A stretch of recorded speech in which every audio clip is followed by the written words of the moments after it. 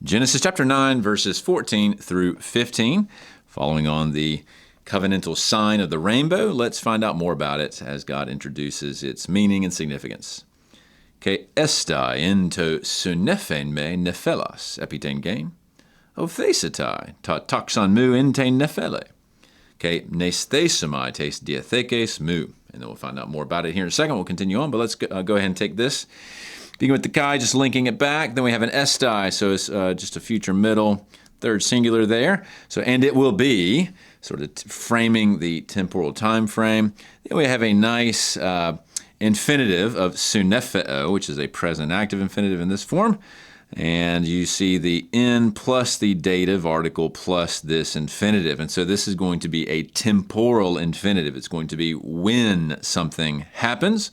But what exactly is that verb? If you look it up, in this case it's Muriaka's lexicon, it means to gather, technically, but it's really to gather clouds. Nephele is kind of baked into that, or sunephes as a different form that's clouded, like a cloudy day, something like that. So not a terribly common word there. You see Genesis 9:14 is the main example of this. So the basic sense is, and it will be when somebody gathers clouds by implication. And who's the somebody? Well, as is pretty much always the case with an infinitive clause, the pseudo-subject is going to be in the accusative.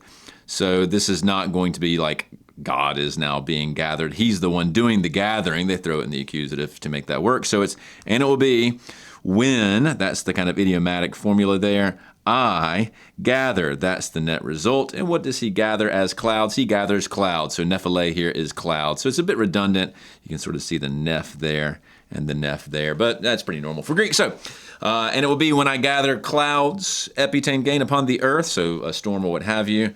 What's going to happen? Ophesetai, this is going to be a third singular future passive indicative from horao, switches to op, then the theta eta sigma makes that become a phi there.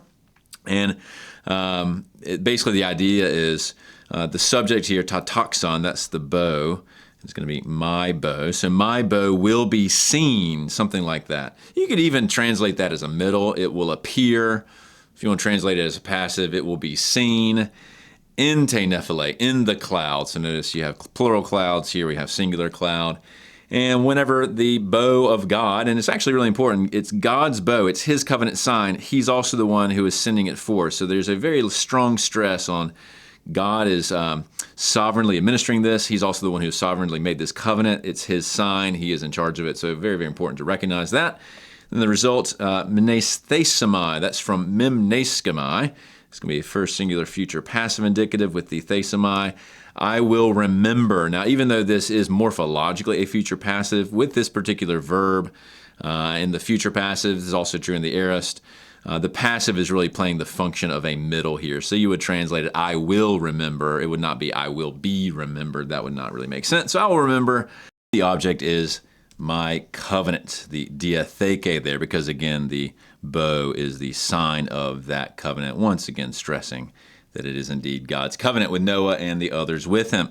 So that's 9:14 through the first bit of 15. And then let's read the next chunk. Now, you notice it's long. Thanks for sticking in here, or hanging in there with this. But most of it's pretty straightforward. So let's read it and make a few comments. He estin ana mezon emu, ke humon, kai ana meson passes suches zoses in passes sarki.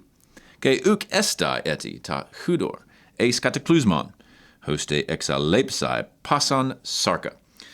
We'll begin with this relative pronoun. That's referring back to the diatheke in the prior section here, the feminine there matching it. So this covenant which is estin.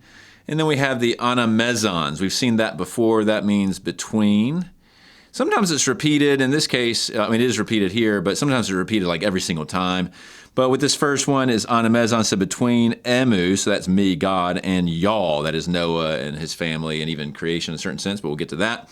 And then we have a second anamezon, so and between. Then we have passes suches, so every or all life or every living being, something like that. Then we have zoses, which is going to be a genitive singular feminine present active participle from zao. We've seen that several times. So every living being or every living soul or something like that.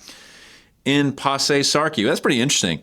So it's every living being that's in all flesh. And so this would, again, refer to essentially the entire animal kingdom, if you will. So it's kind of interesting that sarx is used there. And then he goes on to sort of promise what's the basic essence of this diatheke. Let's describe a little bit more what that he is, what that relative pronoun is, going back to the sign, or excuse me, the covenant for which the bow is the sign.